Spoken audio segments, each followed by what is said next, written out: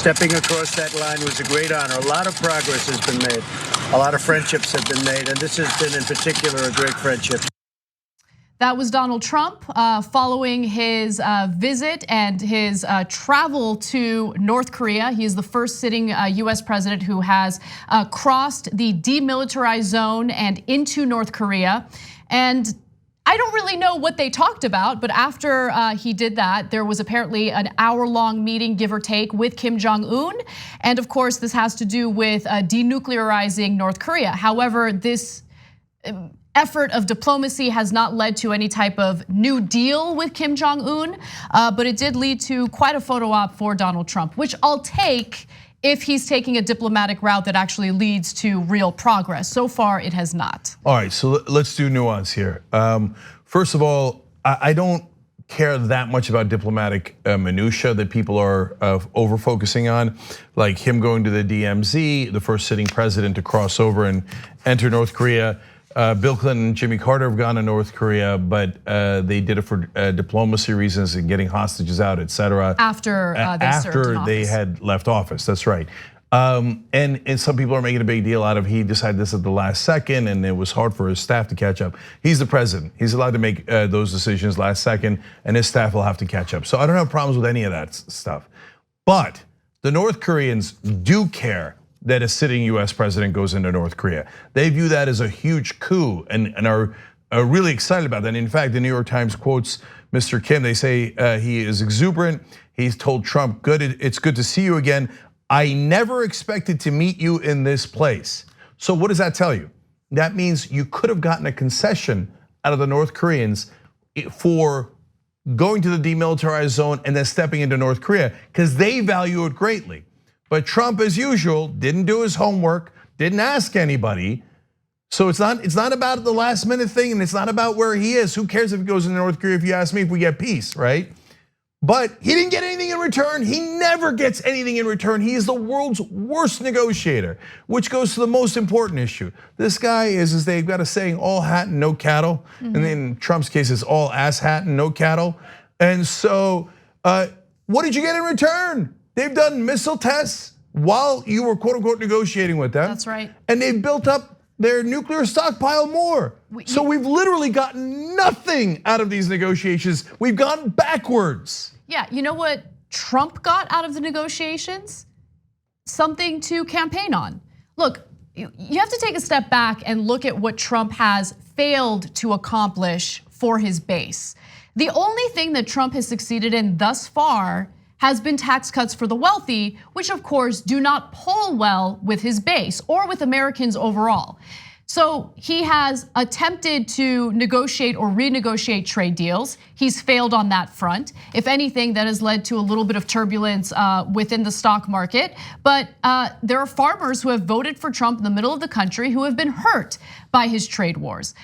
When it comes to building the wall, obviously Trump hasn't actually succeeded in building a wall. And more importantly, Mexico hasn't paid for building the wall. The only stories we hear is that there is a migrant crisis at the border. We hear that over and over again. Is that really delivering something for Trump's base? No. So this is his way of making himself out to be this great negotiator, this great deal maker who has the ability to sit down and have a conversation with Kim Jong-un as if previous presidents wouldn't be able to do the exact same thing. So for instance, Trump argued that that Obama was dying to have a meeting like this, but he couldn't succeed in doing it.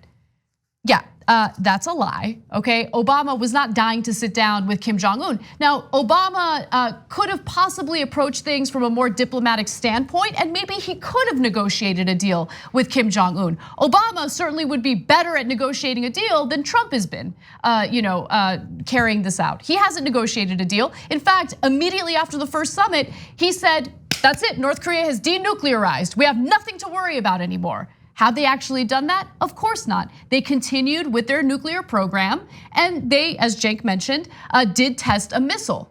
Yeah, so look, press, you gotta be clear. You think you're being tough on Trump, you're not. The headline from the Obama quote from Trump should be, President Trump lies about the former president. Everyone involved knows that Obama did not ask for a meeting with Kim Jong-un. You could criticize him for not asking for a meeting, that would be legitimate. but he never asked for one, and Kim Jong-un would have loved to have a meeting with Obama.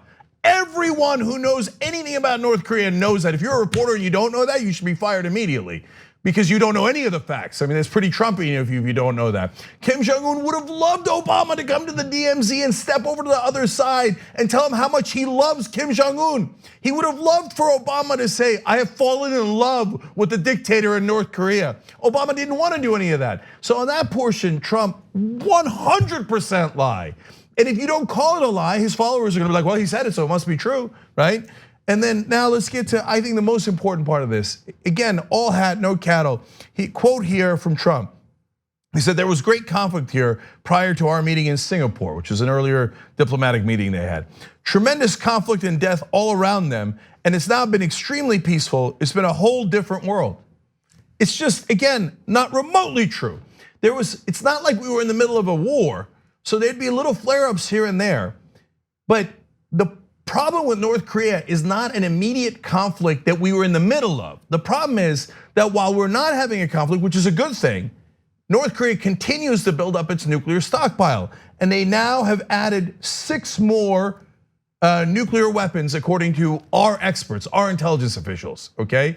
So while Trump is playing patty cakes with this dictator, and again, I don't have to say believe it or not, because if you ever watch the Young Turks cover this North Korea issue and Trump, we've said it every single time. We're actually rooting for him. We want him to get a good peace deal that eliminates North Korea's nukes, kind of like Obama did with Iran. That would be great. I like that he's doing diplomacy, but God damn it, he's so bad at it. And then he turns around and lies and says, oh, we fixed this thing. No, you didn't fix a goddamn thing. They don't just have the nukes they already had, they now have more nukes. That's right. And they've done more testing. It's like the president being a goddamn liar is a problem. It's a giant problem. And you should call it what it is. It's a lie. He lies over and over again, and there's this weird timidness from reporters when it comes to using that word. Anyway, we've had that debate before, but I wanna also draw attention to something else that the New York Times reported, and I believe it's absolutely true, and I'll explain why. So according to Michael Crowley and David Sanger at the Times, let's go to graphic 8, a real idea has been taking shape inside the Trump administration, a nuclear freeze, one that essentially enshrines the status quo and tacitly accepts the North as a nuclear power, something administration officials have often said they would never stand for. Now, John Bolton is very upset at this reporting, and he's arguing, no, this isn't true, this is a lie, we're not gonna allow them to remain a nuclear power to develop their nuclear weapons. But I think it absolutely is true. And the reason why I think that is because Trump wants it to appear as though he is winning in these negotiations, right? A good way to make it appear that you're winning is to just let North Korea do what it does, and then go out to the public and say, look, we don't have to worry about anything anymore. They're not threatening us, we don't have any issues.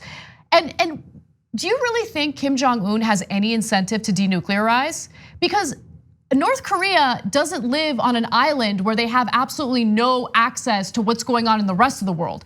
Donald Trump ripped up the Iran nuclear deal, right?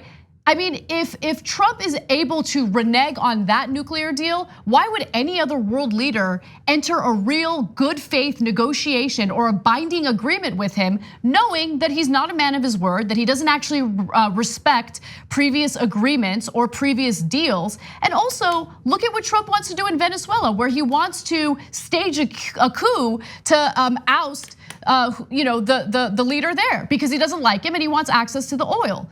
Anyone who is currently working on a nuclear program would be stupid to make a deal with Donald Trump. That's not saying I don't want a deal. That's not saying I don't want North Korea to denuclearize. I'm just trying to make a point about how Trump's behavior is counterproductive to what he actually wants to accomplish. All right, one last thing. Look, on the Bolton issue, we disagree with Bolton more than we disagree with Trump. I hope Bolton's fired. I hope, because he's trying to start a war with any country that'll have his wars. Having said that, though, look at this quote from Donald Trump to give you a sense of his priorities, which proves what Anna was saying perfectly. He says he was relieved that Kim Jong-un came to their meeting. He said, quote, if he didn't show up, the press was going to make me look very bad. So you made us both look good and I appreciate it, he told Kim. Because this is all about how does Donald Trump look? This is not about whether they have nukes or not. One last comparison to the Iran deal. Obama not only ended the complete nuclear program of Iran, but it must be made clear they never had a nuclear weapons program. He ended their nuclear energy program and made a deal so that they didn't even have any uranium to even start a nuclear energy, let alone a weapons program. I mean, it was completely thorough, ended it completely. Now there's sunset provisions, but that was as good a deal as you could expect. In this case, Trump has let North Korea build 6 more nukes, not a nuclear energy program, a nuclear weapons program, right underneath his nose. And what is he obsessed with? How does it make me look? How does it make me look? Kim Jong-un made me look good. He can build all the nukes he likes. And why is he pressing for conflict with Iran but not with North Korea? Because North Korea doesn't have oil, Iran has oil, Venezuela has oil. And by the way, reporters, come on, goddamn it, do your jobs. There's 50 dictators in the world. We're picking on Iran and Venezuela, who just happen to be sitting on top of a mountain of oil. But golly gee, I can't tell. Here's another butcher, Kim Jong-un. Trump loves him. Mohammed Bonesaw Salman. Trump loves him. We're worried about dictators. We're worried about human rights. No, we're not. No reasonable reporter could report that with a straight face. But with Trump and the Republicans saying, hey, I gotta be neutral. My editor said, screw the facts. Who cares about the facts? Be neutral, be neutral. Stop it, be objective reporters. We don't give a damn about human rights and we don't give a damn about dictators. You just wanna start these wars in Iran and Venezuela because of the oil, and you'll let North Korea develop any nukes you want because that's who Trump is. All he cares is about himself and his own electoral chances. He's disgusting. Thanks for watching this free clip of the Young Turks. Don't forget to become a TYT member today. For more exclusive content, join now at tyt.com/join.